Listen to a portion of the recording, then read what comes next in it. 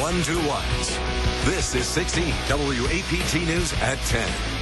Downtown fire, a house left a charred mess after flames ripped through it. How one concerned neighbor helped firefighters. Plus, chicken truck crash. Thousands of frozen chickens scattered, making a mess on a major highway. And a car crook captured. A would-be victim flips the script on his attacker. His story in his own words. You thought I was your friend, so you woke up stupid this morning. Breaking news at 10, a 3-year-old child shot and killed at a Jackson apartment complex. That's right, Ryan. Right now, Jackson police are working the scene at Willow Point Apartments on Glen Cross Drive. Now, details are still coming into the newsroom at this hour. We have crews on the scene right now, and we'll bring you more information on what happened in just a few minutes. David. Very pleasant weather for your Saturday morning. A lot of folks get out early, exercise, and it's a holiday weekend. We are looking good, feeling good. 60s first thing in the morning, and it'll feel fantastic at lunchtime. Temperatures approaching 80 degrees. Saturday looking good, but I see increasing humidity and increasing rain chances through the holiday weekend. The details are coming up. All right, thanks, David. New at 10, chicken truck crash. A semi-truck overturned on the interstate. MDOT says a semi-truck full of chicken crashed on the highway. The accident slowed traffic for several minutes. It happened on I-55 just past the Savannah exit. The roads are clear and now back open. And the Highway Patrol kicked off its holiday weekend crackdown tonight. MHP says there have been 5 fatal accidents in different parts of the state just this week. And troopers are urging people to buckle up, no texting or drinking and driving. The enforcement period started at 6 p.m. and ends Monday at midnight. And Jackson police say they want a peaceful holiday weekend. As 16 WAPT's Ross Adams explains, you can expect to see more officers on the roadway. Police officers tracking motorist speed on Medgar Evers Boulevard. This is where the police department's mobile command post will be deployed this Memorial Day weekend. It's pretty close to Sunset Drive, the scene of the city's latest deadly violence.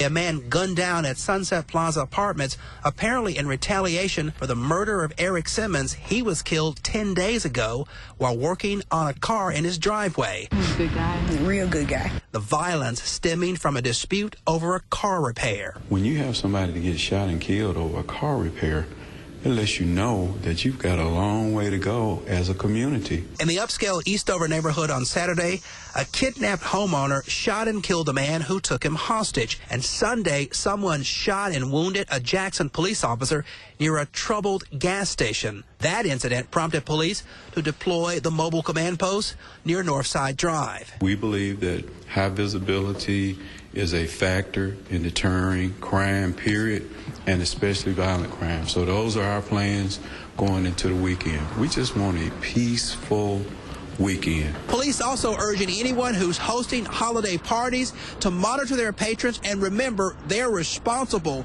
for limiting alcohol use to prevent violence. In Jackson, Ross Adams, 16 WAPT News.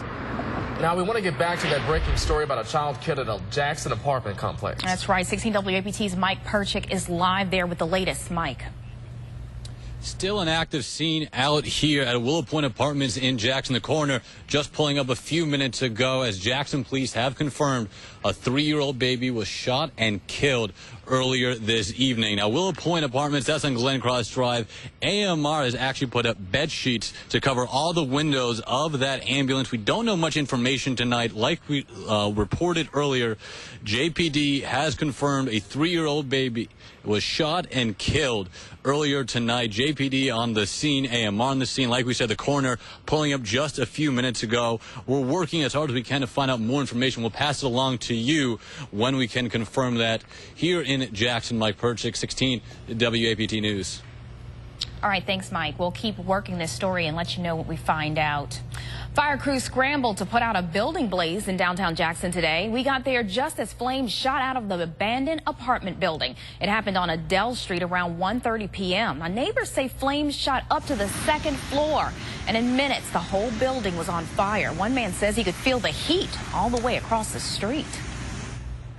Pretty intense. Like, I've never been that close to a fire that big. It's a lot of heat, you know, generating off the fire. Crews say no one was hurt. A local business owner brought firefighters cold drinks as they battled those flames.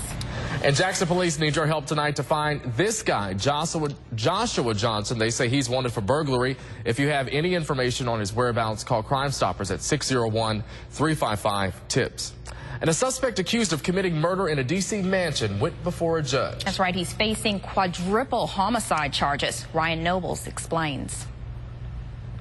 In a dramatic scene late Thursday night, police, with the help of the U.S. Marshals, cornered Darren Dellen Dennis Wint, the suspect in a quadruple murder and arson in Washington, D.C. We were able to take him down and arrest him. Marshals tracked Wint from Washington to Brooklyn. Police sources say when he saw himself on television, he fled back to the D.C. metro area. Police spotted him leaving a Howard Johnson's motel in College Park, Maryland. Wint has been charged with first-degree murder while armed and appeared in D.C.'s Superior Court Friday. The judge denied him bond. Our work is not done. We will continue to investigate this case and bring all charges that are appropriate in the coming weeks. His defense disputes the evidence, but police say he held Salva Savopoulos, his wife, son, and housekeeper hostage in their homes for more than a day. They were tortured and eventually killed. The mansion they lived in was torched. Court documents released Friday afternoon show prosecutors also believe that Wint likely did not act alone. Wint's former attorney says his former client is not capable of that type of violence. They've got the wrong guy. It's not him.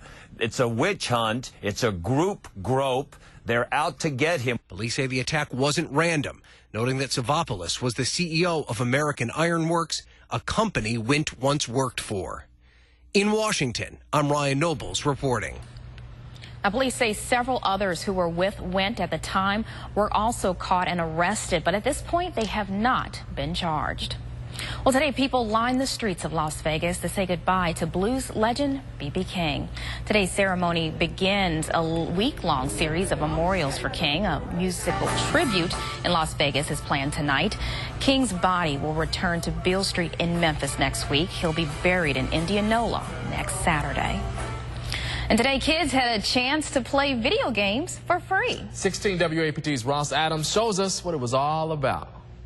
Here at the game trailer outside the Walmart in Flowood, it's a gamer's paradise. Take a look at these kids armed with their PlayStation, Xbox, and Wii consoles, all squaring off against each other in video games. Kids enjoy themselves every time, and then you'd be surprised at how many adults actually enjoy playing video games as well. So it's just something that, like I said before, it gives the parents a break and also give the kids something to gets them off the street. Game Trailer hopes today's event will let parents know about another fun way to keep their kids busy and safe.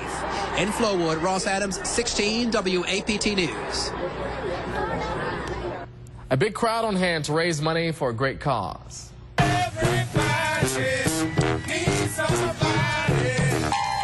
That's right. That's the Jackson edition of Relay for Life earlier this evening at LaFleur's Bluff State Park. Survivors and their caregivers were on hand to walk and celebrate those who have battled cancer. Several local businesses and organizations all pitched in for the evening's events. It's important because cancer is one of those things that if you ask 10 people, 9 of those people will know somebody close to them or know somebody